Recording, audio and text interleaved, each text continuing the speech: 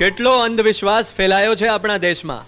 વાહ બાપુજી વાહ, ખરા મૂર્ખ બનાવ્યા એ લોકોને, અને એ પણ ધર્મના નામે. તો સાંભળ બેટા, આ ધર્મ કરમ કોઈ શ્રદ્ધાથી નથી કરતું. બધા ડરના માર્યા ધર્મ કરમ કરે છે. હું જો શેઠને એમ કહી દે કે ચુનીલાલ આ વર્ષ તમારું બહુ સારું જવાનું છે, તો એ મને 100 રૂપિયા આપત. અરે 100 રૂપિયા તો શું બેટા, એ મને 5 રૂપિયા પણ ના આપત. અને એમણે હવે દીકરીના હાથ પીળા કરવા છે, પણ રૂપિયા તો જોઈએ ને. જો આ મૂર્તિઓ શોધ્યો છે. પણ અરે આપણે આપણી લાયકાત પ્રમાણે જોવું જોઈએ. હવે કોઈ રાજકુંવર તો આવશે નહીં આપણી દીકરી માટે. મેં કુંડળી મેળવી લીધી છે. છોકરીને પૈસે ટકે કે રોટલે પાણી કોઈ તકલીફ નહીં પડે. પણ આની ઉંમર તો બહુ મોટી લાગે છે. હજી 4 મહિના પણ નથી થયા એની પહેલી પત્નીને મરે, અને મારી ફૂલ જેવી દીકરી માટે આ જ મૂર્તિઓ મળ્યો. અરે કંઈક મારી વાતો થઈ રહી છે. શું થયું? આ તો જાણ્યું છે.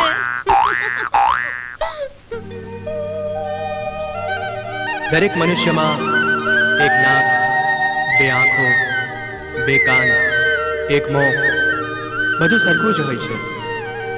પણ ન જાણે કોઈ એક વ્યક્તિ એટલી ગમવા લાગે છે કે એના વગર જીવવું બહુ જ મુશ્કેલ થઈ જાય છે.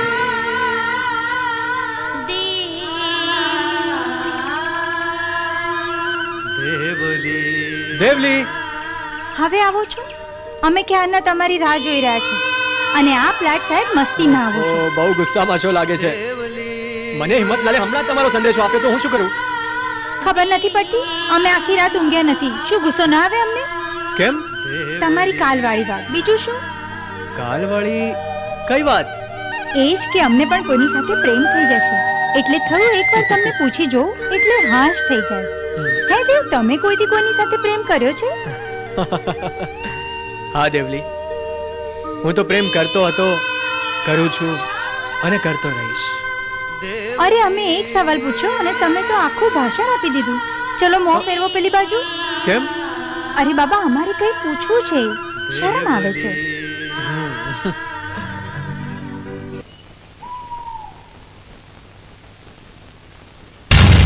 સાંભળ રાધા, મને ફેરવીને વાત કરવાની આદત નથી, અને સાંજે તળાવવાળી હવેલી આવીને પડશે. કેમ? અરે આટલું નથી સમજતી? ઠાકોર ક્યારે કોઈને તળાવવાળી હવેલી બોલાવે? એક વાત કહું, જો આવી વાત કોઈ દેવલીને કહે તો એને ગોળીએ દઉં, પણ આવી હિંમત કોઈ કરે જ નહીં, કારણ બધા જાણે છે કે દેવલી ઠાકોરની દીકરી છે. તમે મારી સાથે આવી હિંમત એટલે કરી કારણ કે હું એક ગરીબ બ્રાહ્મણની દીકરી છું? હા,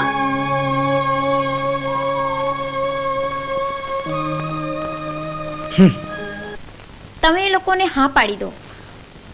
આ લગ્ન મને મંજૂર છે. આ તું શું બોલે છે દીકરી? હા, જુવાન દીકરીના મા બાપને શેની ચિંતા હોય છે તે આજે મને સમજાઈ ગયું છે. માં, મને એ માણસ પસંદ છે. હું તેની સાથે લગ્ન કરીશ. સારું દીકરી, ચિંતા ના કરતી, જેવી તારી મરજી. રાધા, તું એક બીજવર સાથે લગ્ન કરીશ? મને તો સમજાઈ ગયું છે કે હું એક ગરીબ બ્રાહ્મણની દીકરી છું, પણ તમે ભૂલી ગયા છો કે તમે એ જ બ્રાહ્મણને ત્યાં ઉછરેલા એક અનાથ છો. રાધા, તું કહેવા શું માંગે છે? ખુલીને વાત કર. કાંઈ નહીં દેવભાઈ, દેવલી અને તમારી લાયકાત જુઓ. દેવભાઈ, આપણે જે સમાજમાં રહીએ છીએ ને, એમાં પ્રેમને બહુ ખરાબ નજરથી જોવાય છે.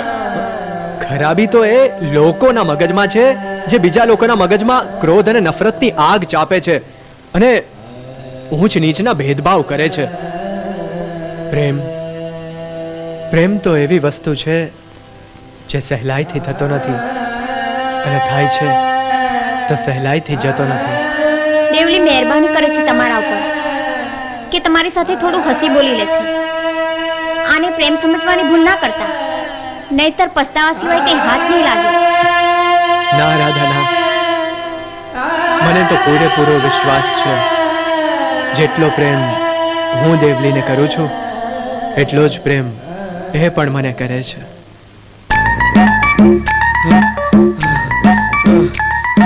હાશ, આ લગન તો હવે શાંતિથી પતી ગયા, પણ હવે મારી આ રાધા, મારી ચકુડી, એના સગાવાલાને જટ પગે લાગીને પાછી આવે ને તો સારું.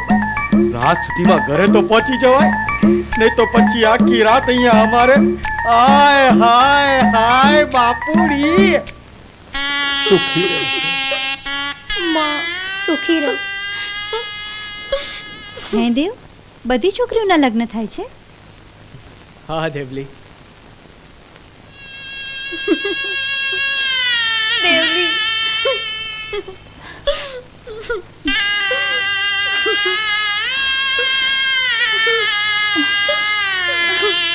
દેવભાઈ,